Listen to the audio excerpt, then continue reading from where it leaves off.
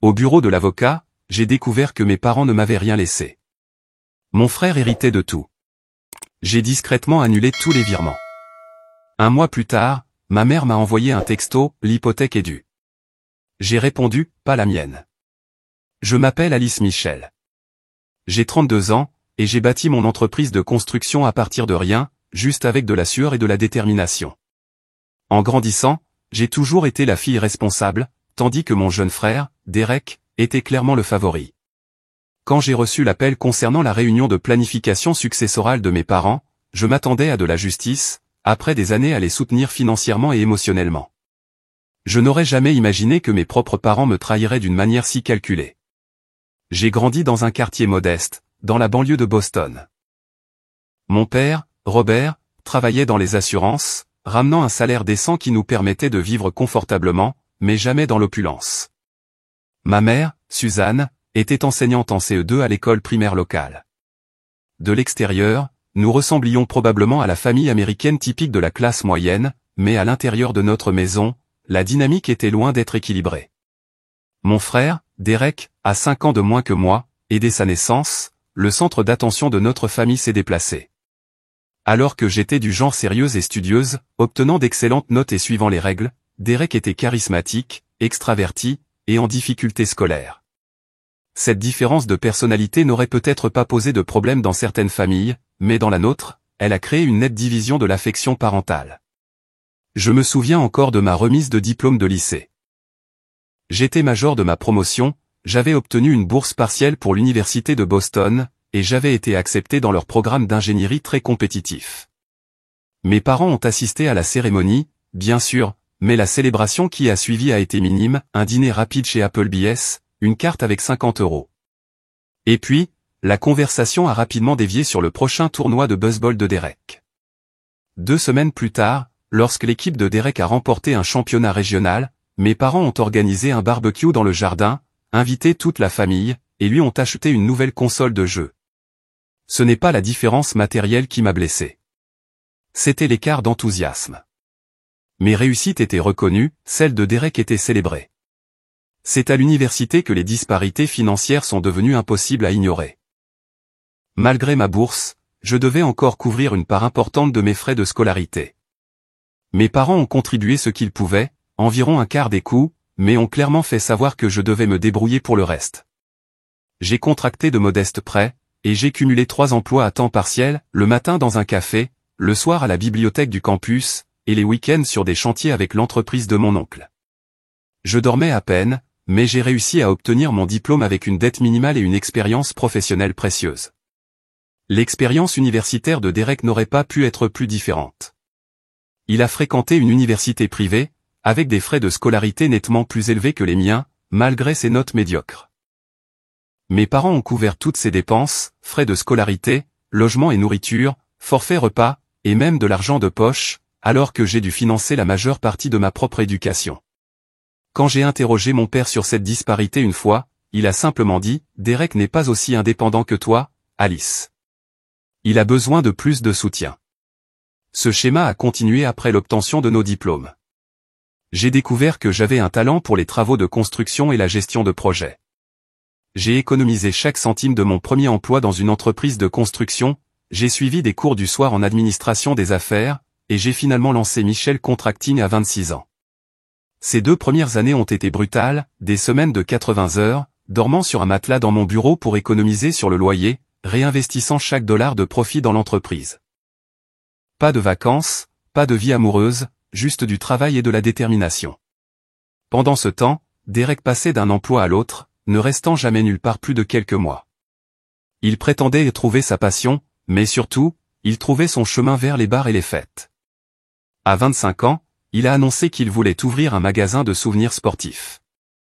Bien qu'il n'ait aucune expérience dans la vente au détail ni de connaissances en affaires, mes parents ont réhypothéqué leur maison pour lui donner 75 000 € de capital de démarrage. L'entreprise a fait faillite en 8 mois. Derek a blâmé l'emplacement, l'économie, la concurrence en ligne, tout sauf sa propre mauvaise gestion et sa tendance à utiliser l'inventaire du magasin pour impressionner ses amis. Mes parents ont effacé la perte avec un minimum de critiques, et ont continué à le soutenir financièrement. Pendant la même période, mon père a eu une alerte de santé, une crise cardiaque mineure qui a nécessité une intervention chirurgicale et plusieurs semaines de convalescence. L'assurance a couvert la plupart des frais, mais il restait un trou de 30 000 €. Je l'ai payé sans hésitation, reportant des achats d'équipements qui auraient aidé mon entreprise en pleine croissance. Mes parents m'ont remercié, mais il y avait un air d'attente, comme si c'était simplement mon devoir en tant que fille qui réussit. Cela a établi un schéma. Je suis devenu le filet de sécurité financier de la famille, tout en recevant un soutien émotionnel ou une reconnaissance minime. Les dîners de famille du dimanche sont devenus une scène pour les dernières idées et entreprises de Derek, tandis que mes réussites professionnelles recevaient, au mieux, une reconnaissance superficielle. J'étais assise là, à écouter mes parents s'enthousiasmer pour la façon dont Derek se trouvait, alors que moi, je construisais quelque chose de réel, de durable. L'année dernière, quand mes parents ont mentionné qu'ils avaient du mal avec leurs paiements hypothécaires, à cause de la hausse des impôts fonciers, j'ai mis en place un virement mensuel automatique sur leur compte, sans hésitation. C'était 2 800 € par mois, de l'argent que j'aurais pu investir dans mon entreprise, ou économiser pour mon propre avenir. Mais c'étaient mes parents, et malgré tout, je les aimais et je voulais m'assurer qu'ils soient à l'aise. Je n'ai jamais attendu de gratitude, mais je m'attendais à de l'équité. C'est pourquoi, lorsque j'ai reçu l'appel de Thomas Wilson, l'avocat de mes parents, pour une réunion de planification successorale, je n'étais pas inquiète. J'ai supposé que ce serait une discussion standard, sur la manière dont leur modeste bien serait divisé équitablement entre Derek et moi, le moment venu. Après tout, même s'ils avaient peut-être favorisé Derek émotionnellement, ils n'étendraient sûrement pas ce favoritisme aux questions financières après leur mort, surtout compte tenu de ma contribution à leur stabilité financière au fil des ans. Je n'aurais pas pu me tromper davantage. L'appel de Thomas Wilson est arrivé un mardi après-midi, alors que je supervisais la rénovation d'une cuisine à Brooklyn. Sa voix était professionnellement neutre, lorsqu'il a expliqué que mes parents avaient demandé ma présence à leur réunion de planification successorale, ce vendredi-là. Quand j'ai demandé des détails, il a simplement dit qu'il serait préférable de tout discuter en personne. Quelque chose dans son ton m'a dérangé, mais je l'ai mis sur le compte de ma propre paranoïa. Vendredi est arrivé, et je me suis garé devant le cabinet d'avocats, dans le centre de Boston, un élégant immeuble de verre qui criait des tarifs horaires exorbitants. J'ai mis ma meilleure tenue professionnelle décontractée, un jean foncé et une chemise bien repassée. Le travail dans la construction ne nécessite pas beaucoup de tenue formelle, mais je garde quelques belles pièces pour les réunions avec les clients. La réceptionniste m'a dirigé vers la salle de conférence 3. En entrant, j'ai immédiatement senti que quelque chose n'allait pas. Mes parents étaient assis, rigides, d'un côté d'une longue table en acajou, évitant mon regard. Derek était à côté d'eux, jouant avec sa montre, une Tag Heuer que je savais qu'il ne pouvait pas se permettre. L'avocat Wilson était assis en bout de table, des dossiers couleur manie soigneusement disposés devant lui. « Alice, merci d'être venue », a dit Wilson, en désignant la chaise vide en face de ma famille. « Maintenant que tout le monde est là, nous pouvons commencer. » La salle de conférence semblait froide, malgré la chaleur printanière à l'extérieur. Des œuvres d'art, probablement choisies pour impressionner les clients, étaient accrochées au mur. Des pièces abstraites dans des tons de bleu et de gris d'entreprise. J'ai pris place, remarquant le regard nerveux de ma mère vers mon père, qui fixait obstinément la table. Comme vous le savez, a commencé Wilson, nous sommes ici pour discuter de la planification successorale de Robert et Suzanne. Ils ont pris des décisions qu'ils estiment important de communiquer clairement, en présence de tous. Il a ouvert le premier dossier et en a sorti plusieurs documents. Je serai direct. Robert et Suzanne ont décidé de mettre tous leurs biens au nom de Derek, faisant de lui l'unique bénéficiaire de leur succession. Les mots restèrent suspendus en l'air. J'avais du mal à entendre. Pardon ? Quoi ? Ai-je demandé, en regardant mes parents, qui refusaient toujours de croiser mon regard. Wilson a continué avec un détachement clinique. Leur maison, leur compte de placement, leur police d'assurance, et leurs biens personnels seront transférés à Derek à leur décès. Vous, Alice, recevrez la collection de cartes de baseball de votre père, et le livre de recettes de votre grand-mère, comme l'a spécifiquement demandé votre mère. J'ai eu l'impression d'avoir reçu un coup de poing. Des cartes de baseball ? Un livre de recettes ? Après tout ce que j'avais fait ? C'est une blague, n'est-ce pas ? J'ai regardé directement mon père, qui a finalement levé les yeux. Alice, a-t-il dit, sa voix essayant d'être ferme mais vacillant légèrement, nous y avons beaucoup réfléchi. Tu as du succès. Tu as bâti une entreprise florissante. Derek a besoin de plus de sécurité que toi. Ma mère est intervenue, sa voix aiguë et cassante. Nous essayons juste d'être pratiques. Tu as toujours été si doué pour prendre soin de toi-même. Je me suis tourné vers Wilson. Pouvez-vous expliquer exactement de quel bien il s'agit? Il a hoché la tête et a commencé à les énumérer méthodiquement. La maison, évaluée à environ 650 000 €, que vous les avez aidés à refinancer et dont vous payez les mensualités. Des comptes de placement totalisant environ 180 000 €, constitués en partie avec l'argent que vous leur avez donné pour leur retraite. Des polices d'assurance vie avec des prestations combinées de 300 000 €. Et puis, la bombe a été lâchée. De plus, a continué Wilson, vos parents ont récemment contracté une nouvelle hypothèque sur la maison, pour fournir des capitaux à la nouvelle entreprise de Derek. Le montant de l'hypothèque est de 275 000 €, avec des mensualités de 2 800 €. Ma tête tournait. Le montant exact que je transférais chaque mois. Ils n'avaient pas eu besoin d'aide pour leurs paiements hypothécaires existants, ils avaient remboursé leur hypothèque initiale il y a des années. Ils avaient contracté cette nouvelle hypothèque pour financer une autre des idées commerciales vouées à l'échec de Derek, sachant que je couvrirais les paiements. Quelle entreprise, ai-je demandé, en regardant Derek, qui a eu la décence de paraître légèrement mal à l'aise. Un bar sportif haut de gamme, a dit ma mère rapidement, avec une note de fierté dans la voix. Très bien situé en centre-ville. Très prometteur. Et vous vous attendez à ce que je continue à payer ces mensualités, ai-je demandé, incrédule. Mon père s'est éclairci la gorge. Nous apprécierions ton soutien continu pendant cette période de transition, une fois que l'entreprise de Derek aura décollé. Alors, laissez-moi comprendre, ai-je interrompu, luttant pour garder ma voix égale. Vous avez contracté une nouvelle hypothèque sur votre maison sans dette, pour financer l'entreprise de Derek, sachant que je payais vos mensualités. Vous avez structuré votre plan successoral, pour que tout ce que vous possédez aille à Derek, et vous vous attendez à ce que je continue à payer une hypothèque, sur une maison qui appartiendra entièrement à mon frère? Le silence s'est fait dans la pièce. Derek examinait ses ongles manucurés. Ma mère tamponnait des larmes inexistantes. Mon père s'est agité, mal à l'aise. Wilson est intervenu. Je comprends que cela puisse être une surprise. Une surprise, ai-je ri, un son creux même à mes propres oreilles. Une surprise, c'est une fête d'anniversaire. Ça, c'est. J'ai eu du mal à trouver le mot juste. C'est une trahison. Ne sois pas si dramatique, a finalement dit Derek en levant les yeux au ciel. Ce n'est pas comme si tu avais besoin de leur argent. J'ai fixé mon frère, cette personne qui avait tout reçu, alors que j'avais travaillé pour chaque miette. Il n'avait même pas la conscience de soi pour reconnaître son privilège. Dans son esprit, c'était juste l'ordre naturel des choses. Lui recevant, moi fournissant. Y a-t-il autre chose que je devrais savoir, ai-je demandé à Wilson, ignorant complètement Derek. Wilson a regardé mes parents, puis m'a regardé. Le plan successoral désigne Derek comme le bénéficiaire principal de tous les biens, au décès de vos parents. J'ai suggéré une répartition plus équitable, mais vos parents ont été fermes sur leur volonté. Je me suis levé lentement, en prenant ma veste. Merci pour votre temps, monsieur Wilson. J'apprécie votre transparence. Alice, attends, a appelé ma mère alors que je me dirigeais vers la porte. Nous devrions en discuter en famille. Peut-être au dîner de dimanche. Je me suis retourné une dernière fois, contemplant le tableau, mes parents nerveux, mon frère plein de droits, l'avocat avec ses piles de papiers bien rangées, documentant le mépris total de ma famille pour mes contributions et mes sacrifices.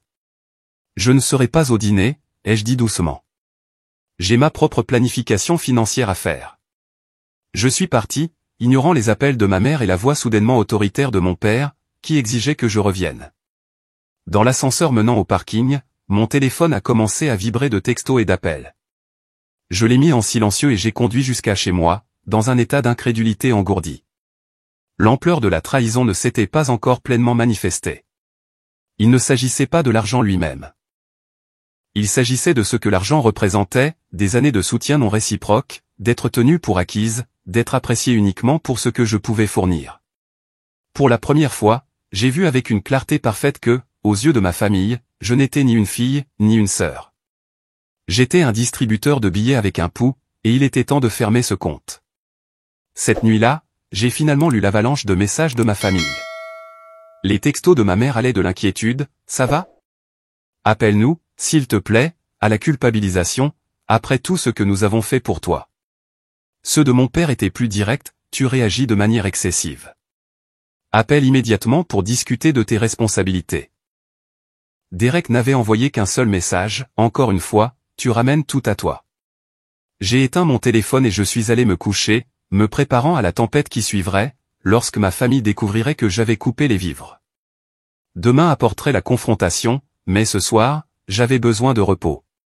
Le poids de l'obligation financière avait été levé de mes épaules, remplacé par le fardeau plus lourd mais nécessaire, d'établir mon indépendance vis-à-vis de liens familiaux toxiques. Mais d'abord, je devais comprendre toute l'étendue de ce que je leur avais donné.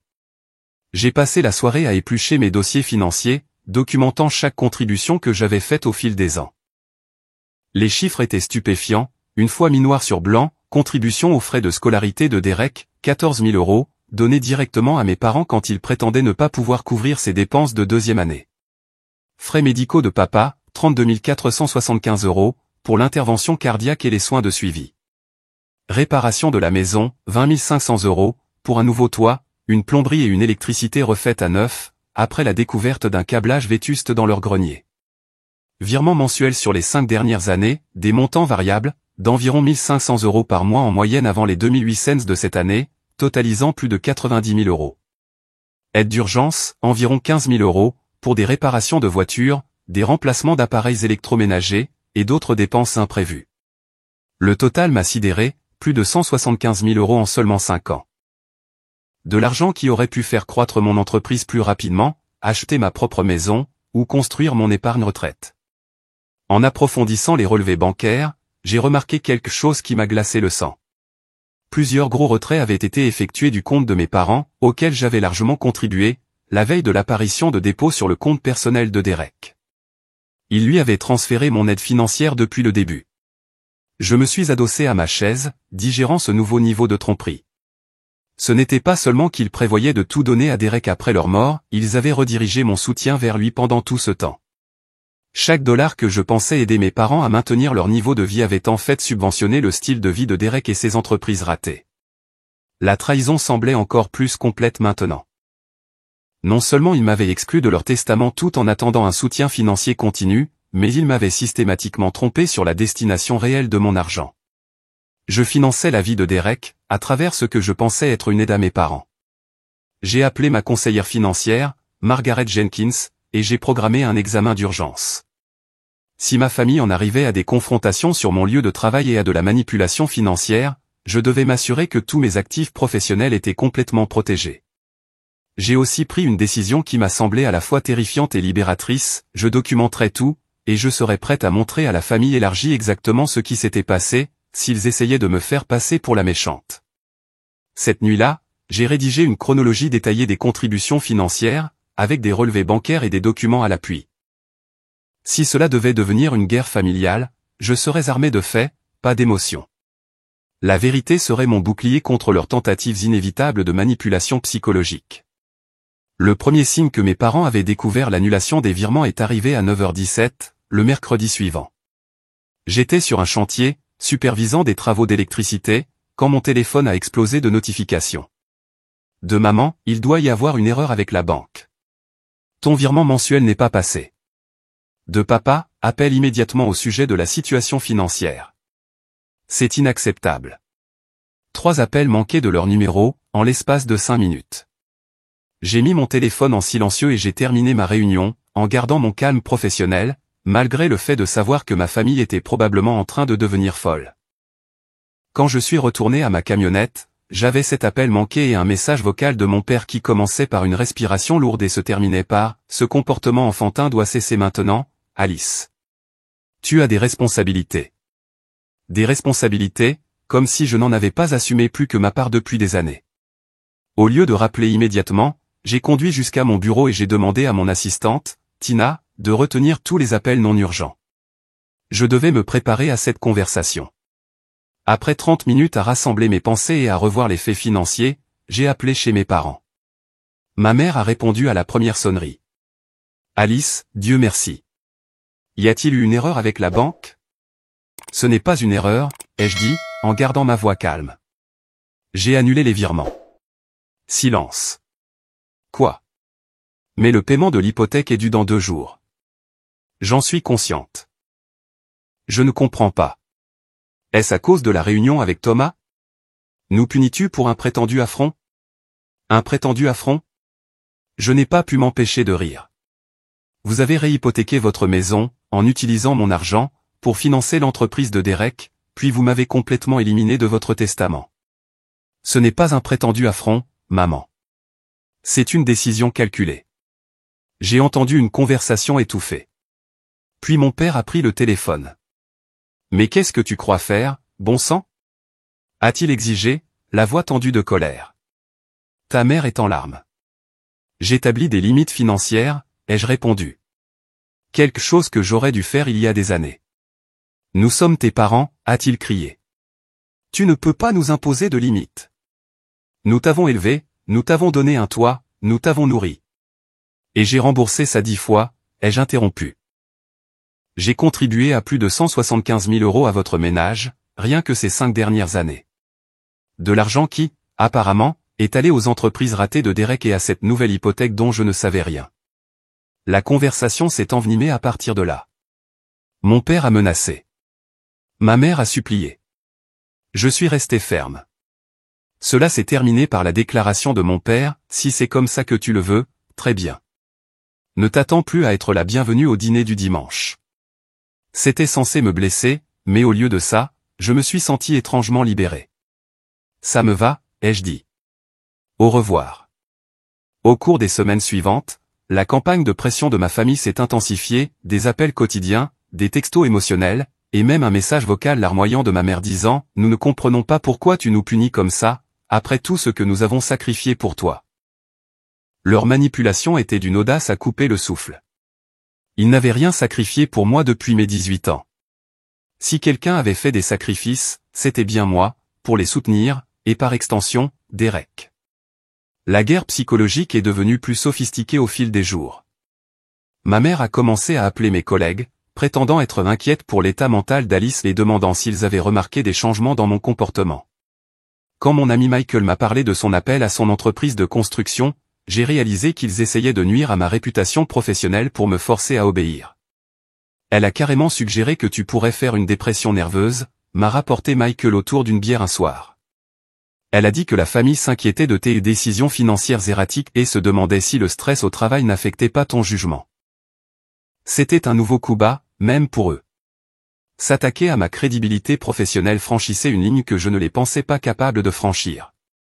Cela m'a fait réaliser à quel point ils étaient désespérés, et à quel point ils me respectaient peu en tant que personne. Pour eux, j'étais vraiment juste une ressource à manipuler, pas un être humain avec des griefs légitimes. J'ai commencé à documenter ces appels, en demandant à mes amis et collègues de conserver des traces de tout contact de la part des membres de ma famille. Mon amie avocate, Sarah, a suggéré que j'aurais peut-être besoin d'une ordonnance restrictive si le harcèlement continuait à s'intensifier. Il te harcèle essentiellement à travers ton réseau professionnel, a-t-elle souligné. Ce n'est pas un dysfonctionnement familial normal. C'est un comportement potentiellement illégal. L'ironie ne m'a pas échappé. Les mêmes parents qui avaient rejeté mes sentiments et mes contributions pendant des années prétendaient maintenant s'inquiéter de ma santé mentale, parce que je m'étais enfin affirmé. Ils ne pouvaient pas concevoir que ma décision était rationnelle et attendue depuis longtemps. Dans leur esprit, seule la maladie mentale pouvait expliquer pourquoi leur distributeur de billets personnels avait soudainement cessé de distribuer de l'argent. 3 jours après avoir annulé les virements, je passais en revue les projections trimestrielles lorsque mon téléphone s'est allumé avec un texto de ma mère, paiement de l'hypothèque due aujourd'hui. La banque menace de saisie sinon reçue avant 17 heures. J'ai fixé le message pendant un long moment, mon pouce planant au-dessus du clavier. Finalement, j'ai tapé 2 mots et j'ai appuyé sur envoyer, pas la mienne. La réponse de ma mère est arrivée presque immédiatement, un simple emoji en pleurs, suivi d'un silence. C'était de la manipulation émotionnelle de base, conçue pour déclencher la culpabilité sans réellement aborder le vrai problème. 20 minutes plus tard, mon père a appelé. Contre toute attente, j'ai répondu. Mais qu'est-ce qui ne va pas chez toi? A-t-il exigé sans préambule. ta mère fait une dépression. J'ai clairement exposé ma position, ai-je répondu, en gardant ma voix stable. L'hypothèque n'est pas ma responsabilité. Nous sommes sur le point de perdre notre maison, a-t-il crié. La maison où tu as grandi. La maison que vous avez réhypothéquée pour financer l'entreprise de Derek sans me le dire, tout en sachant que je faisais les paiements, ai-je corrigé.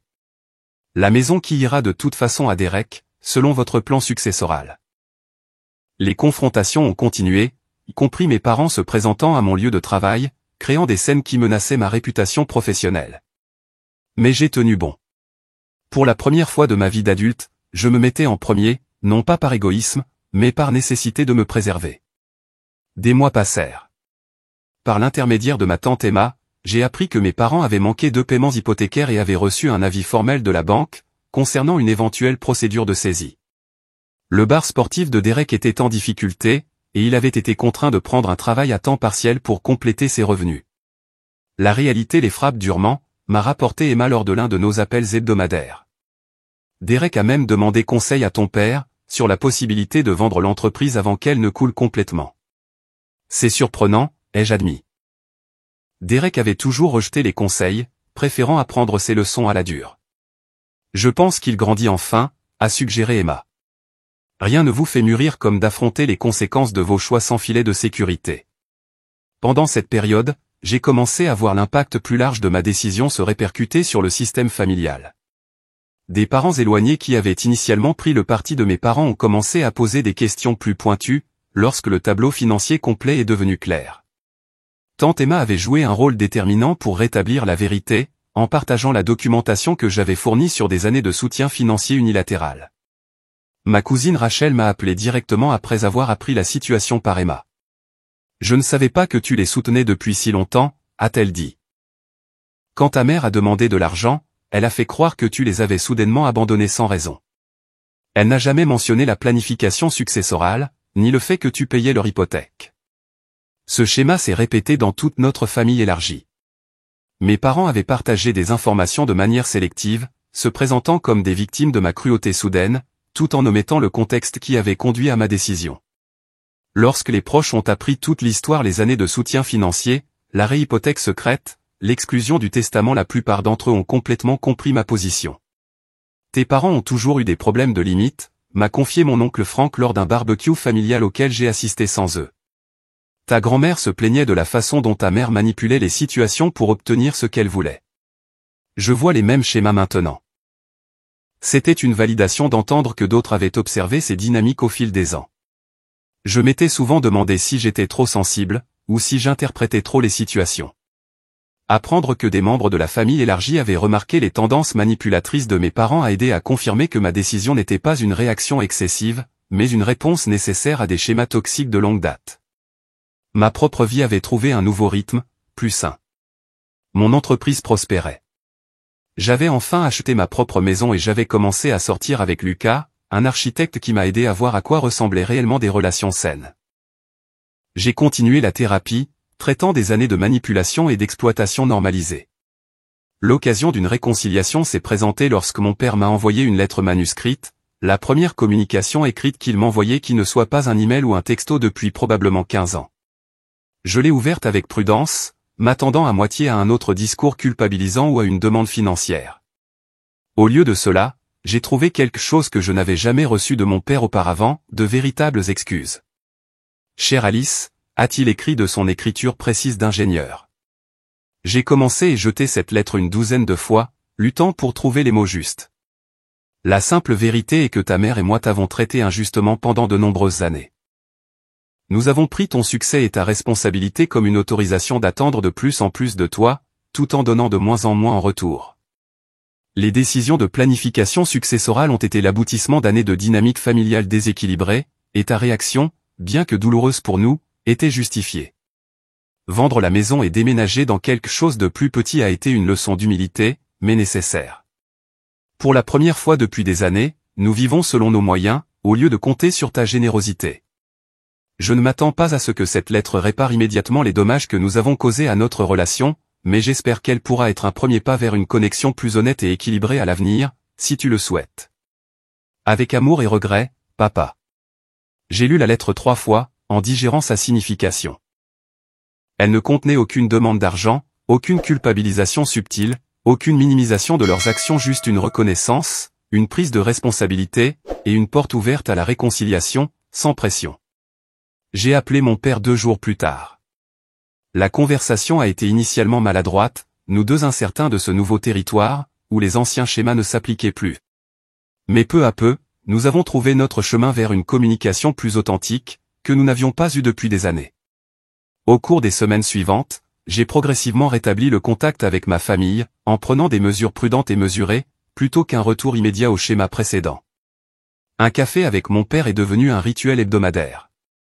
Ma mère a finalement présenté ses propres excuses. Derek et moi avons une autre propre mise au point, où il a reconnu son comportement de privilégié et son ressentiment envers mon succès. Pour Noël, j'ai décidé d'aider mes parents avec un acompte sur leur appartement, non pas comme une obligation continue, mais comme un cadeau ponctuel, offert librement. J'ai clairement indiqué que ce n'était pas un retour aux arrangements précédents, et ils ont accepté la contribution avec une gratitude sincère, plutôt qu'une attente de droit. La nouvelle année a apporté une guérison et un ajustement continu.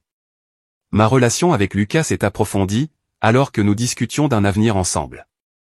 Mon entreprise a continué de prospérer, et je me suis enfin senti libre de profiter de mon succès, sans le fardeau constant des obligations financières familiales. Mes parents se sont installés dans leur nouveau style de vie, plus modeste, avec une grâce surprenante. La consultation à temps partiel de mon père s'est transformée en sa propre petite entreprise. Ma mère a commencé à faire du bénévolat dans une école primaire locale, et a finalement accepté un poste rémunéré d'aide enseignante. La croissance de Derek a peut-être été le développement le plus surprenant. L'expérience humiliante de l'échec commercial, suivie de l'environnement d'apprentissage structuré de son poste de direction, l'a considérablement fait mûrir. Il a commencé à sortir avec une femme sensée, qui a remis en question ses tendances plus impulsives, et il a développé un intérêt sincère pour la compréhension des opérations commerciales. Lors d'un dîner de famille au début du printemps, devenu une occurrence mensuelle plutôt que l'obligation hebdomadaire qu'il était auparavant, ma mère a fait une observation qui a résumé le chemin que nous avions tous parcouru. « C'est étrange, a-t-elle dit, en regardant autour de la table son mari, ses 2 enfants, et nos partenaires. Pendant des années, je me suis tellement inquiété de ce qui arriverait à cette famille, si Alice cessait de nous soutenir financièrement.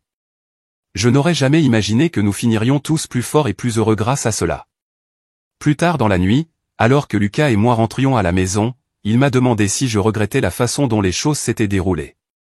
Une seule chose, ai-je répondu après y avoir réfléchi. J'aurais aimé établir ces limites des années plus tôt, avant que le ressentiment ne s'accumule de tous les côtés. Mais je suis reconnaissante que nous ayons finalement trouvé notre chemin vers des relations plus saines. C'est ce qui compte à la fin, a-t-il convenu en me serrant la main. Non pas que tu y sois arrivé parfaitement, mais que tu y sois arrivé. Au cours des années qui ont suivi cette réunion fatidique dans le bureau de l'avocat, j'ai appris de profondes leçons sur la famille, les limites, et l'estime de soi. J'ai découvert que le véritable amour n'exploite pas et ne tient pas pour acquis. J'ai réalisé que parfois, l'action la plus aimante est de refuser de cautionner des schémas nuisibles.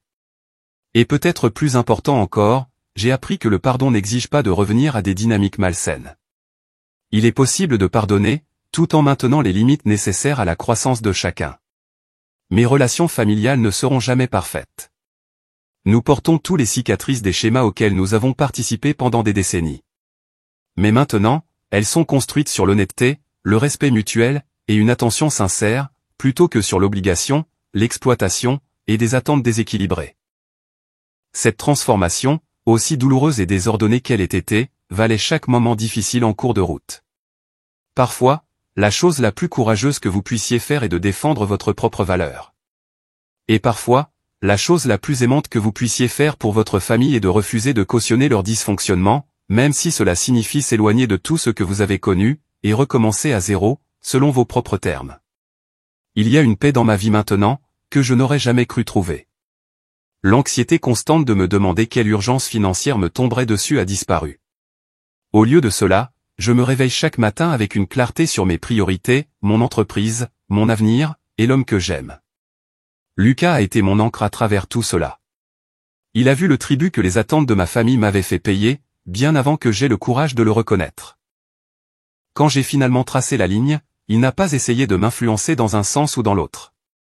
Il s'est simplement tenu à mes côtés, me rappelant que je méritais l'équité, le respect, et la liberté.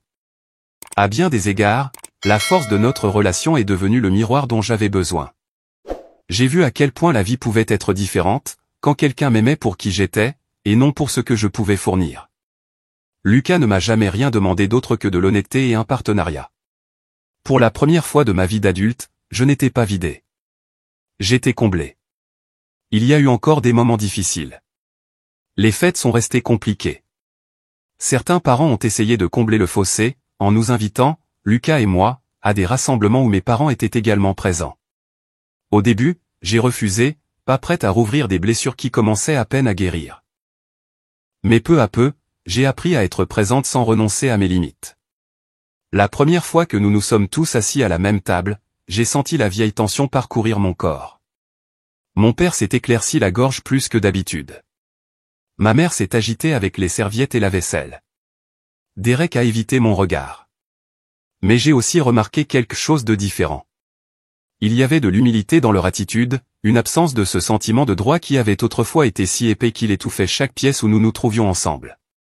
Je ne me suis pas précipité pour combler le silence. Je l'ai laissé exister. Et finalement, de vraies conversations ont remplacé la gêne.